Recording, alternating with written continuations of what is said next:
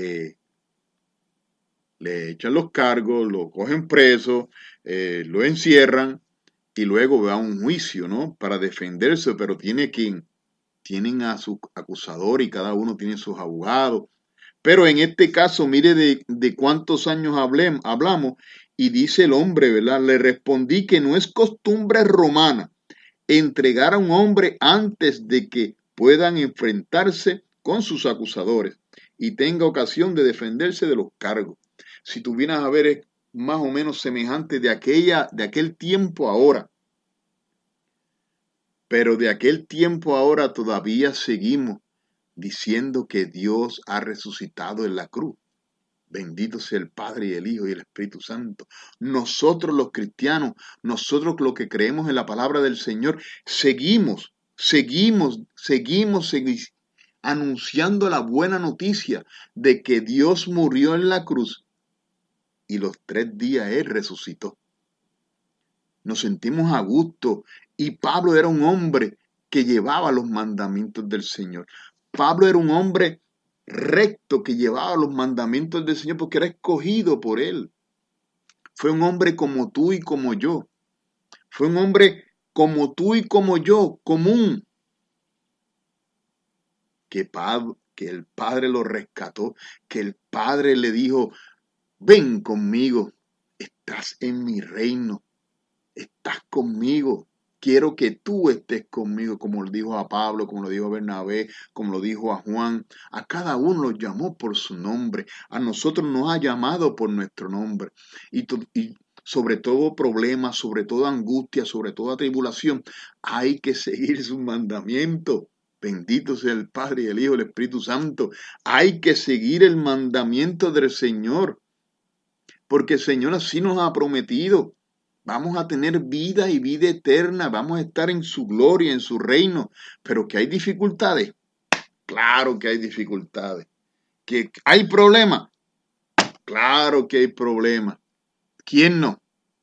¿Qué cristiano no tiene problemas? ¿Qué cristiano no tiene dificultades? ¿Qué cristiano a veces se encuentra con tanta cosa? Vas a ir a un centro gubernamental y tienes que esperar un montón. Tienes que ir a obras públicas a renovar el malvete, a renovar la licencia y tienes que esperar un montón. Pero también está la mano de Dios, poderosa. La mano de Dios que te abre las puertas, la mano de Dios que te abre los caminos, la mano de Dios que en circunstancias que tú crees que vas a salir a las tantas, llegas y te atienden en menos de 15 minutos, tú estás afuera y te dices, pero ¿cómo es posible? Ahí está la mano de Dios, ahí está la fe, ahí está la esperanza, ahí está el deseo que Dios te acoja, que Dios te ayude. Si Dios me ayudara a salir temprano, si Dios me ayudara, ahí está la bendición.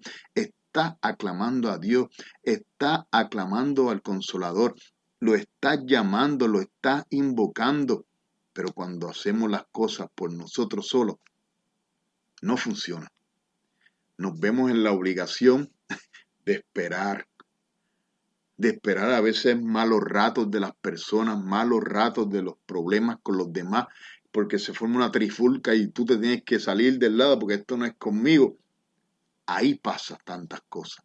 Pero si aclamamos al Señor, que el Señor nos busque, que el Señor nos guíe, que el Señor nos ría, cuando le levantamos en la mañana, lo primero que hacemos, Señor, guíame, sé tú conmigo, no me dejes solo, acompáñame a donde quiera que vaya y a donde haya dificultades, aléjame, a donde esté la bendición, posicióname. Eso es la cosa que uno tiene que llevarle todos los días al Señor a sus oídos, para que el Señor lleve a cada uno de nosotros por la mano. Mire lo que dice el Salmo, el Señor puso en el cielo su trono. Bendito Dios, lo que dice el Salmo de hoy. El Señor puso en el cielo su trono. Bendice al Señor, alma mía, que todo mi ser bendiga su santo nombre. Bendice al Señor, alma mía, y nunca olvides sus beneficios. Escucha, cuanto se alza el cielo sobre la tierra, así de inmenso es su amor por los que lo temen. Cuánto dista el oriente del occidente. Así aparta de nosotros nuestros pecados. El Señor puso su trono en el cielo y su realeza gobierna el universo. Bendigan al Señor todos sus ángeles, herederos poderosos que ejecutan sus órdenes. Apenas oyen el sonido de su palabra. Bendito Dios. El salmo continúa, es precioso, pero para que ustedes vean que Dios siempre está con nosotros, que hay que alabar al Señor, que hay que pedirle al Señor esa dirección, que hay que pedirle al Señor esa oportunidad de seguir viviendo, esa oportunidad.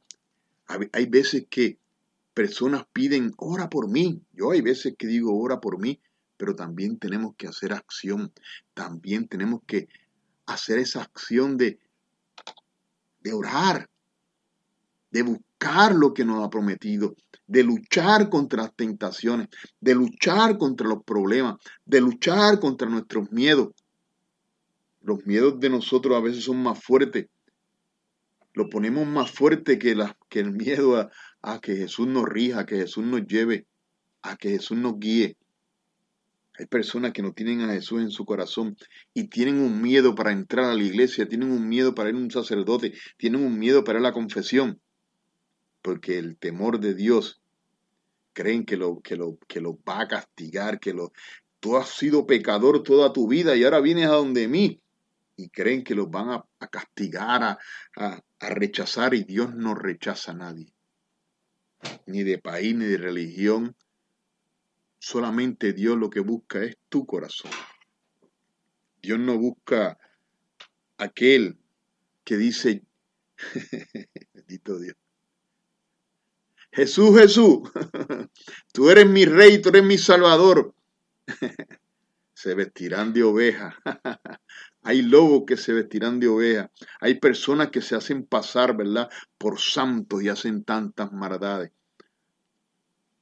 Ponen la religión para taparse. Pero Jesús conoce nuestros corazones. Jesús conoce mis sentimientos. Jesús conoce tus sentimientos. Jesús conoce tus temores. Jesús conoce mis temores. Mire lo que dice en Juan 21 del 15 al 19. Juan 21 del 15 al 19. Después de comer, Jesús le preguntó a Pedro, Simón, hijo de Juan, ¿me amas más que estos? Pedro le contestó, sí, Señor, tú sabes que te quiero. Entonces Jesús le dijo, apacienta mis corderos. Jesús volvió a preguntarle, Simón, hijo de Juan, ¿me amas?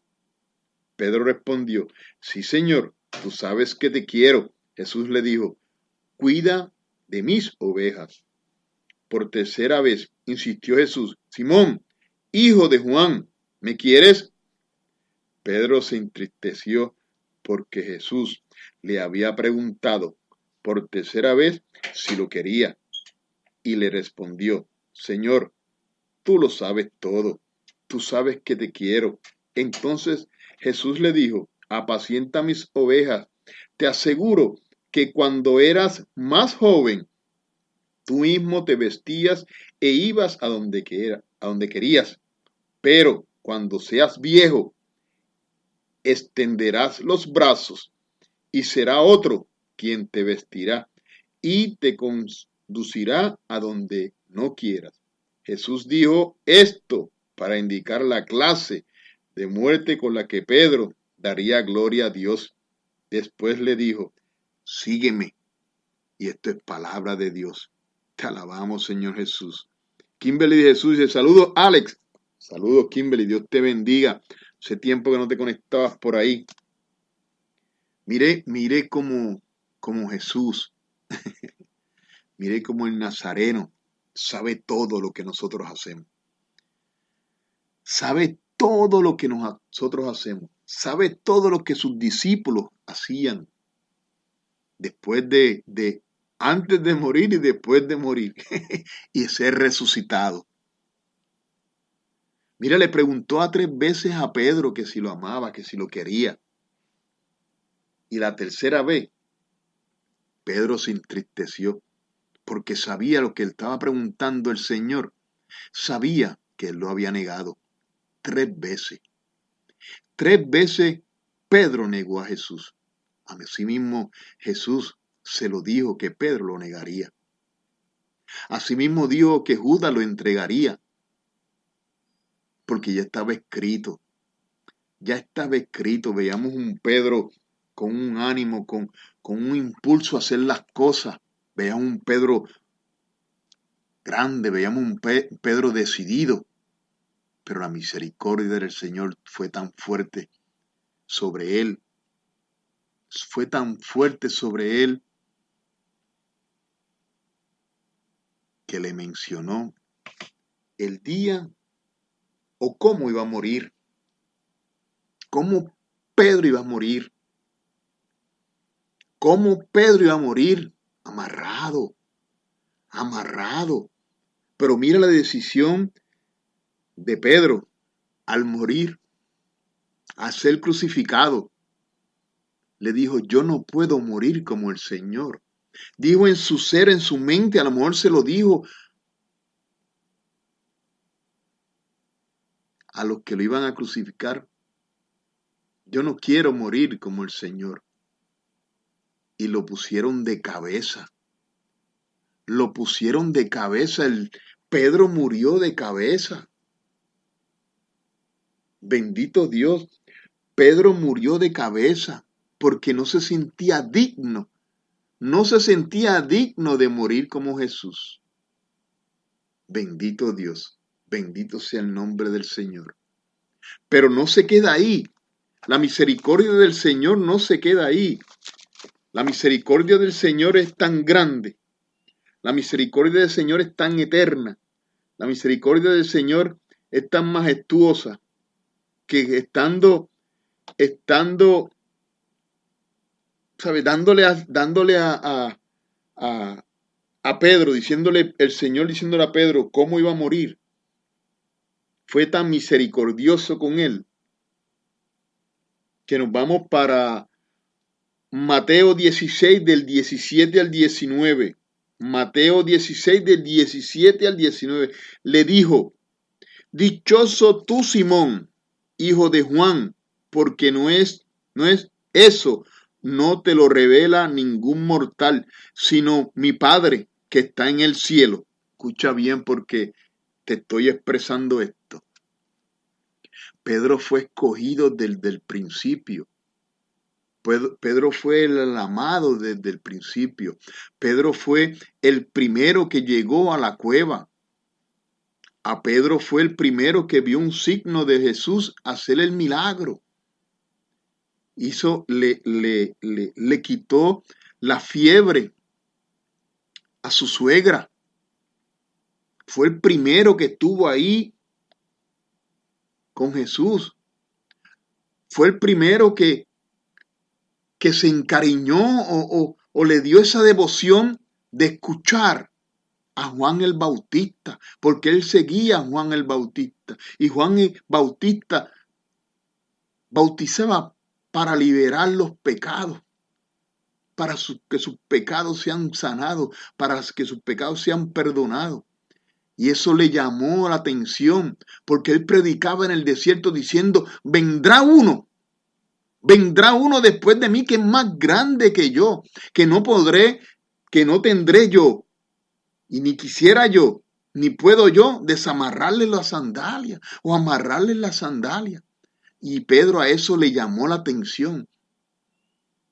Le llamó la atención y fue tan grande el gesto de Jesús que cuando fue al mar donde Pedro era el pescador, donde Pedro era el que mantenía su familia, porque Pedro tenía familia e hijos.